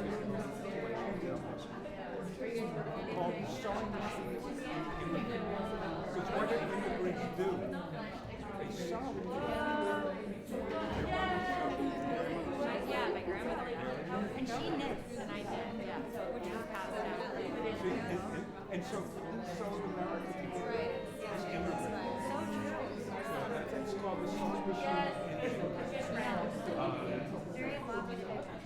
Yeah, I'm looking for, it's a one-woman show, and I'm looking for, my mother's Jewish, and I'm looking for some kind of chicken soup in her bones. It's in her 60s. I'm gonna live to be 101. And your art piece, when is that? When is the exhibition with all of the? It will start definitely. How many pieces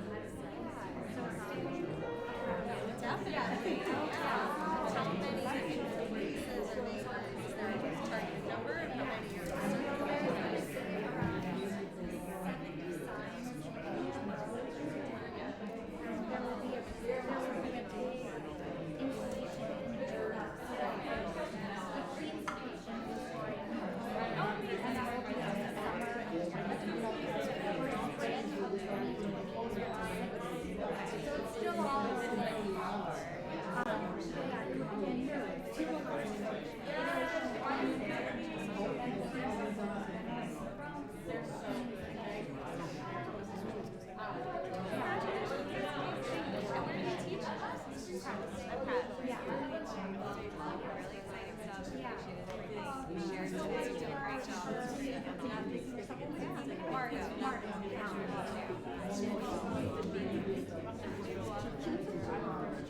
number of how many you're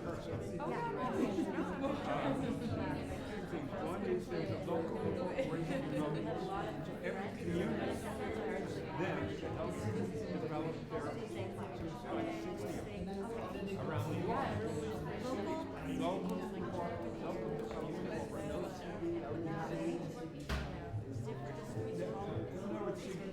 there are things local people come together. different than a community? Yeah, much different. These are conservative implement community boards, but they come together to create right.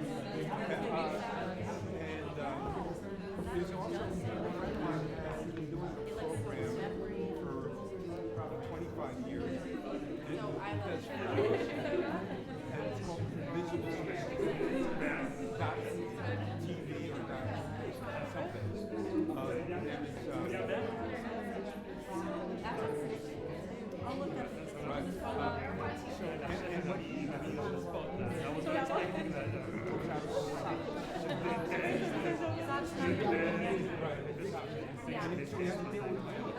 Yeah. To get them to donate or sponsor. That's really. The other thing is, there's an organization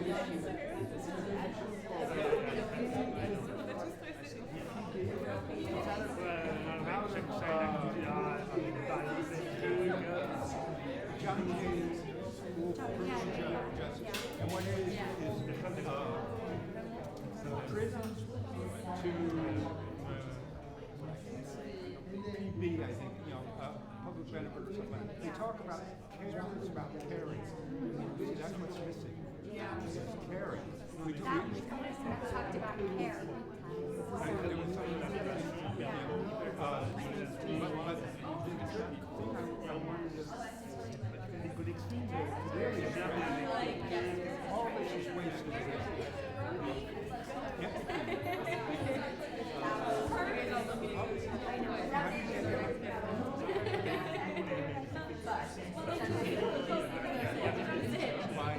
Saying,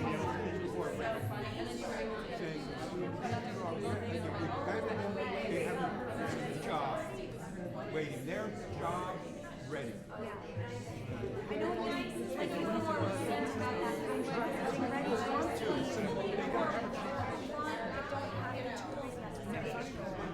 a They don't have the ability. They run into an individual freezing. So it's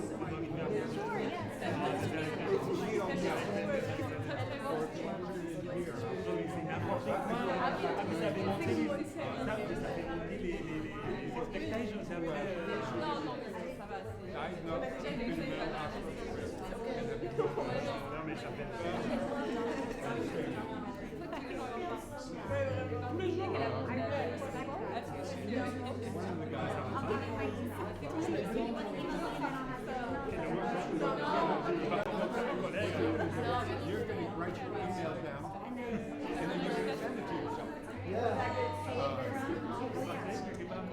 So, I'm a member of an art society, which is an artist named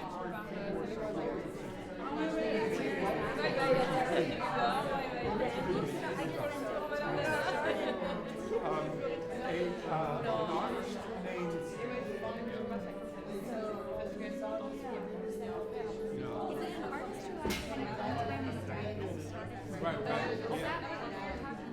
yeah. And Jan Smart, there's a film. I'll send it to you.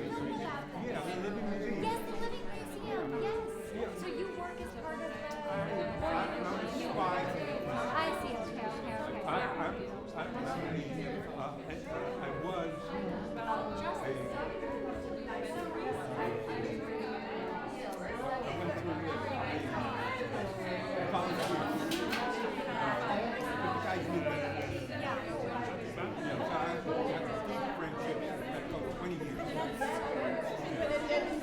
Miami, Jet set.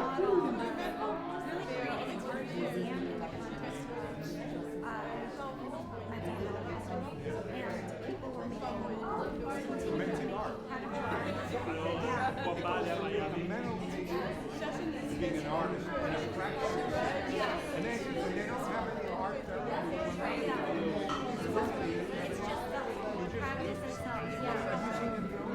No. Art happens. So remind me to send it to you. I have a student, the second person that goes to the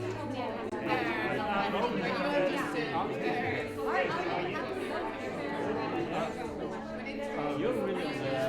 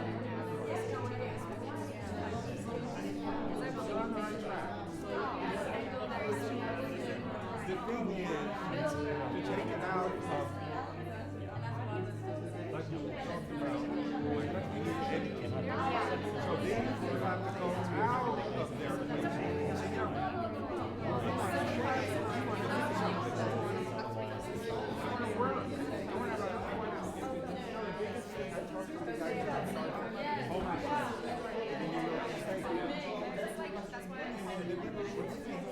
So how can we help you? They all have one thing to say. Get us a home. Don't give us money, don't do anything, just get us out of here. Right.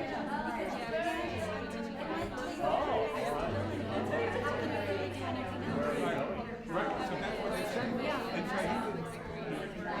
So now, like I was said, visiting a friend of mine in the city, and she bought the apartment in the city. There was that sale that people didn't pay. But now what happens is it's very hard to get a single place with a share. And when you're nuts and everybody else is nuts, you've got an accident. I tell them that too. But the thing to understand about people who have these kind of challenges, maybe it's their survival.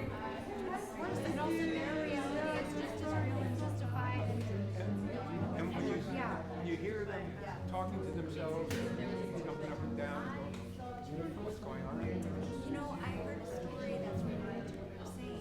I was talking to someone about street outreach and someone and there was a person very consciously did not shower. Even though he said not to shower. But he said that he was aware of having privacy.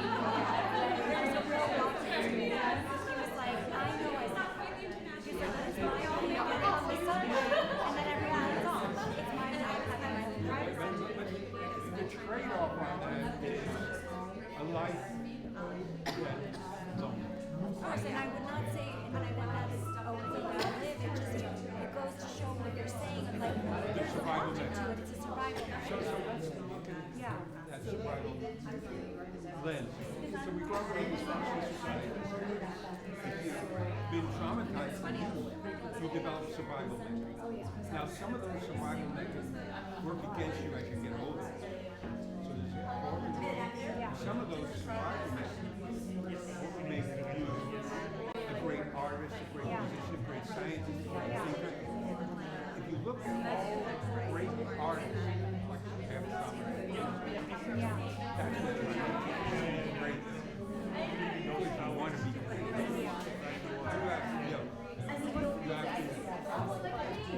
You have to really be motivated by something.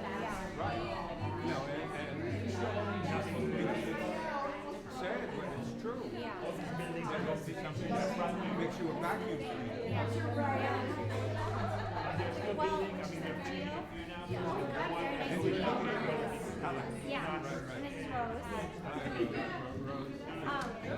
is one of my oldest friends.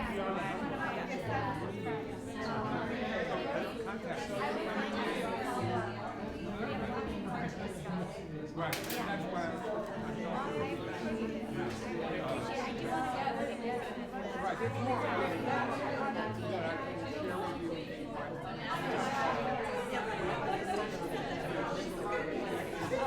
and in the arts, so much to bring.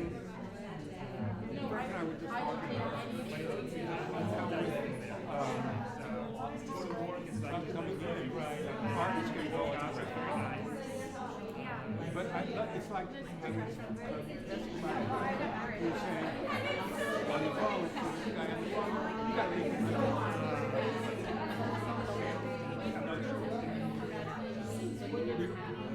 that's all I heard. Great, of course. I agree. The views are amazing. I have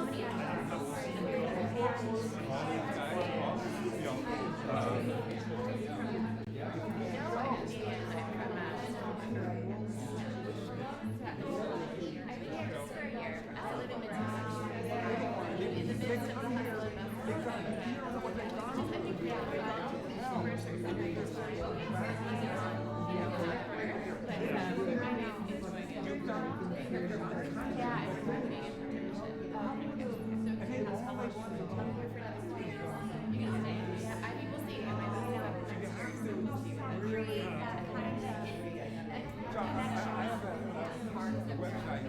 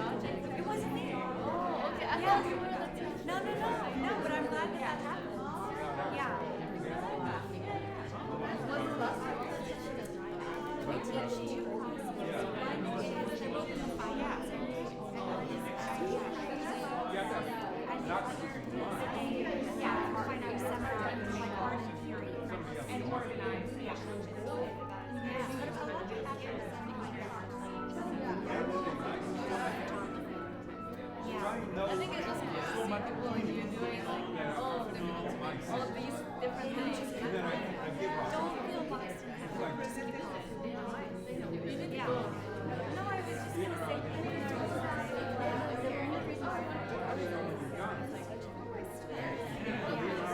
It's really nice to meet you. Thank you for saying that. Yeah, it was great to meet you. Yeah. Just one time. At one track. I'll get to this. Yeah, you got tons of Thank you. Yeah. Theoretically,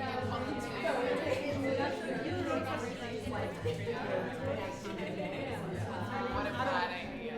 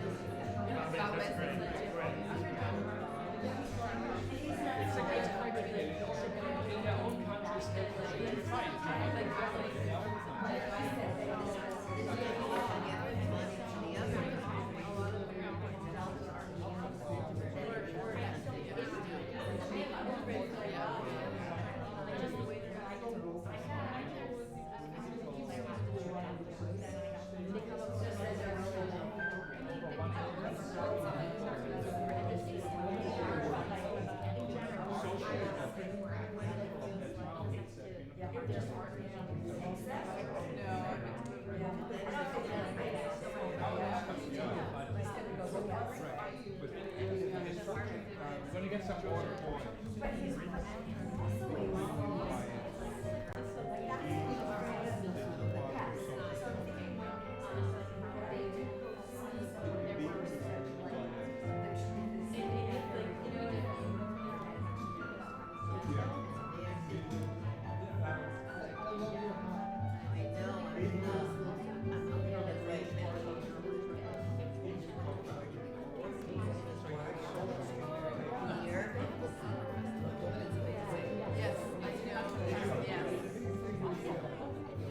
With all this.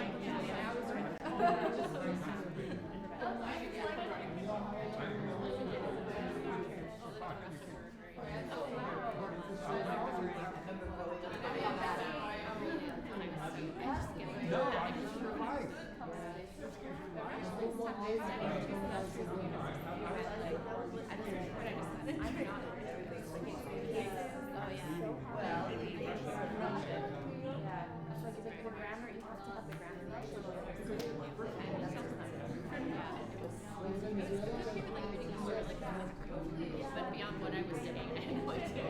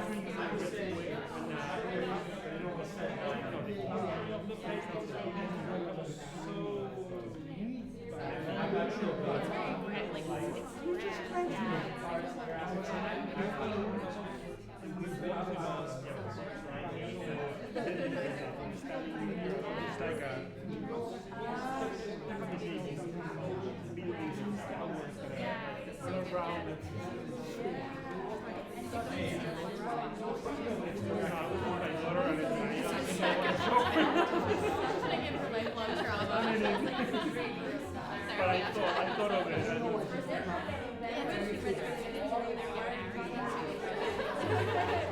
But it's so sweet, actually. It's like,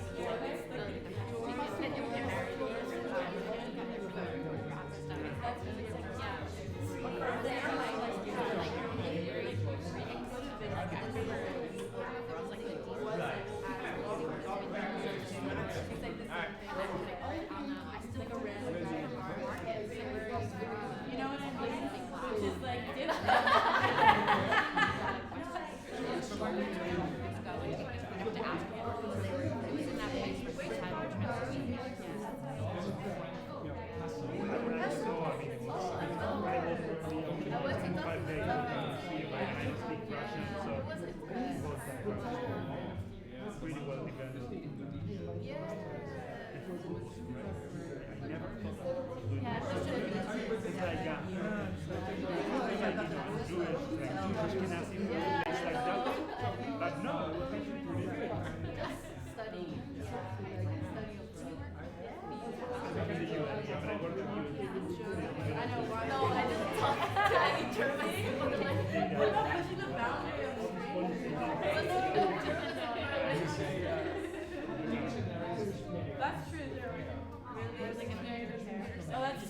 Encyclopedic. But they're not so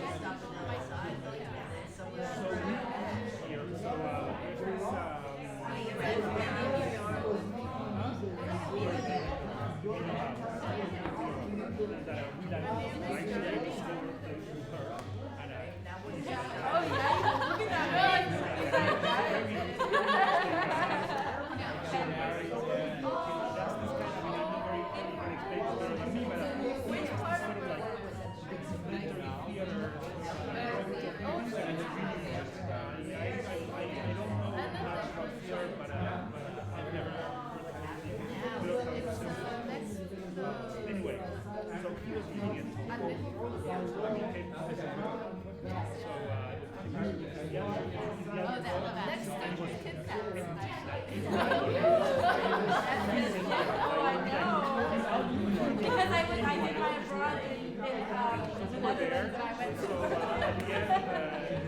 I did not know, but I did not know. I almost got kicked out because I didn't follow the dinner with someone from the theater. That was not my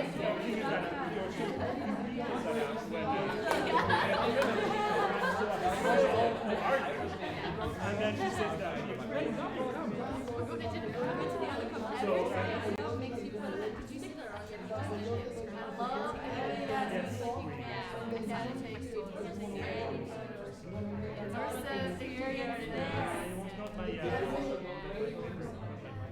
but I think there's something about the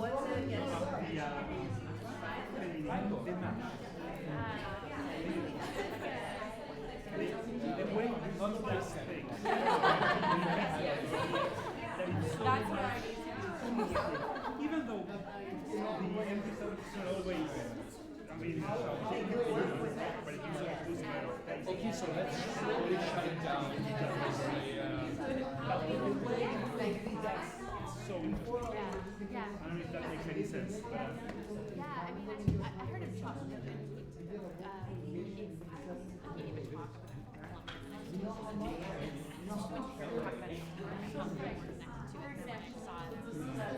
this one struck me, but he did an interesting thing about reenactment. Not reenactment. Do I take this one?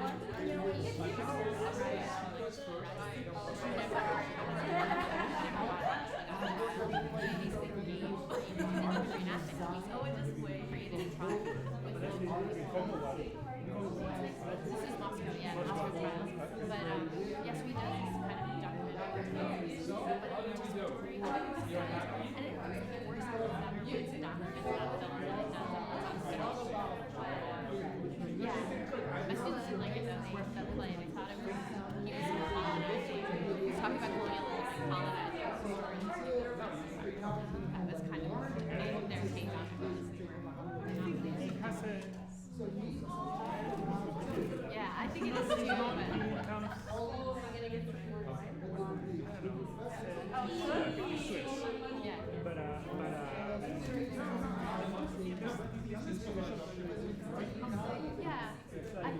here in the States, and things that I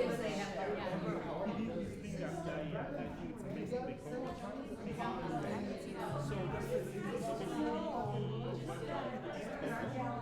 and he got judges from the and he reenacted on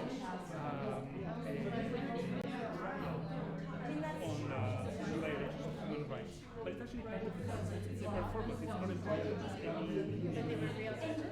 Real judges, but everyone was like a real victim.